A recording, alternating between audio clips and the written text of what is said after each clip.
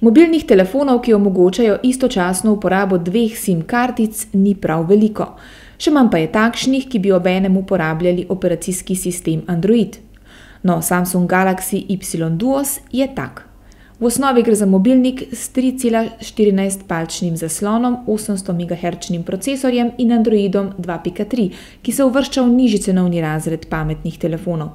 Deluje tekoče, res pa je, da od njega ne smemo pričakovati presežnikov. Gre namreč za telefon, katerega glavna aduta sta istočasna uporaba dveh SIM kartic in ugodna cena.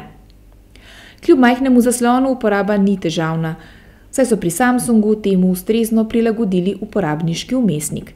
Tudi tipkanje daljših sporočil na virtualni tipkovnici ni tako naporno, kot se zdi na prvi pogled. Z malce prakse smo lahko podobno hitri kot na telefonih z večjimi zasloni. Za konec velja pohvaliti še robustnost. Čeprav ni odporen na vodo in udarce, smo ob uporabi dobili vtis, da bi preživel marsikaj.